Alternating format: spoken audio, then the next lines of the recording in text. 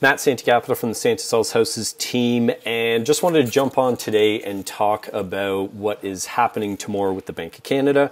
And so tomorrow we are going to be getting another Bank of Canada overnight lending rate announcement. Now, essentially what that means is non-secured debt lending, I guess in short, is going to increase. Now, there's been a lot of chatter in the market about, you know, what do people think we're going to see? I know the U.S. Fed a couple weeks ago talked about 75 basis points, and in previous videos I've always said, listen, if you want to know what's going to happen, pay attention to what's going on in the States, because the Bank of Canada generally seems to follow suit. Now, a couple key things that the Bank of Canada and the federal government has been saying over the past year is that they are going to continue increasing the overnight lending rate as long as inflation stays above their general target rate, which is, call it, around the 2 to 3%. So, and recently, being the past 24 hours, we've started to see a few more articles where all the analysts or the experts, so I mean all the people in the banks in Canada, have actually said that what they're expecting is a 75 basis point increase. When you talk to what I call a normal person, and that's people like you and me, we kind of scratch our heads and we don't really understand why would they do a 75 basis point increase. They've been moving too fast. And I mean, the short answer there is the heads of these, banks, there's no other way of saying it, but they're not a normal person. They don't get affected the way we do with interest rate manipulation. And that's really the only mechanism or tool left in the toolbox to try and curb inflation. Now, personally, I don't agree with it. I don't think that it's necessary at this point. They've achieved what they wanted to achieve. We've seen housing prices in Canada pull back. More recently, I believe the average home price in London, as an example, is hovering around the 600,000 mark from the March 2022 high of 770,000. So, I mean, in a very short window, we've seen prices come back. However, what we always forget when we hear them talk is all they're talking about is inflation. They're saying as long as inflation stays hot, we're increasing rates.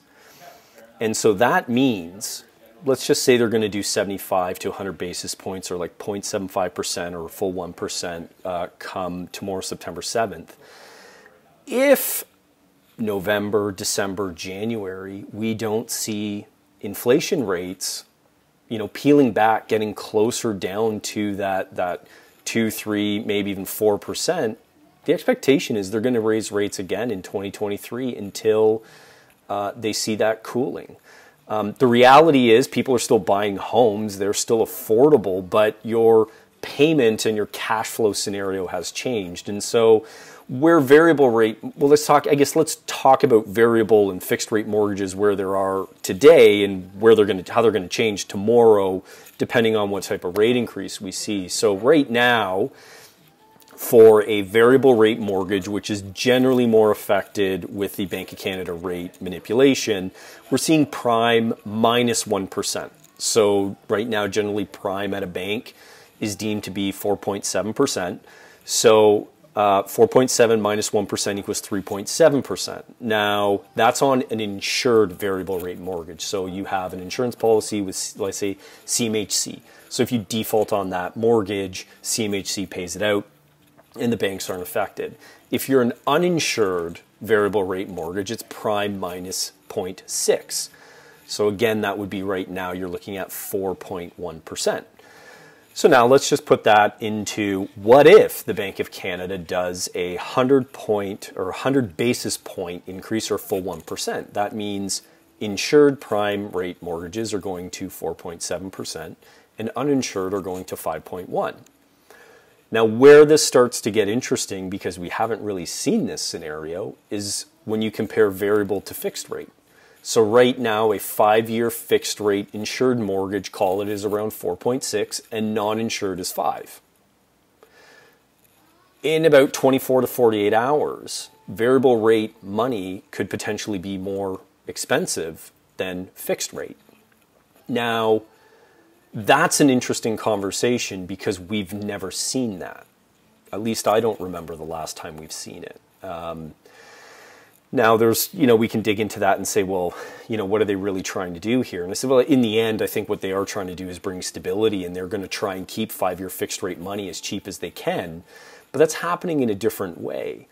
5-year money is determined by a bond rate, which is, let's say I'm an investor and I have boatloads of dough to invest, and I want to say what's deemed to be a safe and stable investment. Well, Canadian mortgages is one of those scenarios.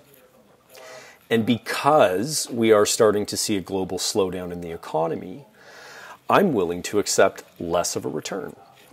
And so for the first time in, I don't even know how long, because I'm sure at some point 5-year money and variable rate money were in this position. I just don't know when it was. I just haven't seen it personally myself. We're going to start to see this huge swing of people going to 5-year money. But the other part that needs to happen in this conversation is all we ever talk about is rates. Quite frankly, who cares? What the conversation needs to move to is payment. A household only has so much disposable income every month. Not everybody makes, millions of dollars the way, millionaires and billionaires do, right? The average household, doesn't have, tens of thousands of dollars of monthly disposable income. So when you do start looking at variable rate mortgage or the overnight variable rate or the, unsecured debt rates, it does start to get concerning because the household cash flow is being affected greatly now. And it's not just through adjustable rates with mortgages, it's through the food inflation, the energy inflation that we're seeing. It's just everything's costing a lot more money. So it's going to be very interesting to see how things play out here. If you do have any concerns about where your mortgage is at, I would strongly recommend that you pick up the phone and set aside, connect with your mortgage lender, mortgage broker, mortgage specialist. They all have different names. Even feel free to reach out to us. I'm more than happy to have a basic dialogue. I'm not a mortgage expert. However, I can definitely connect you with somebody who can have a bit better of a conversation around your personal situation and maybe some concerns.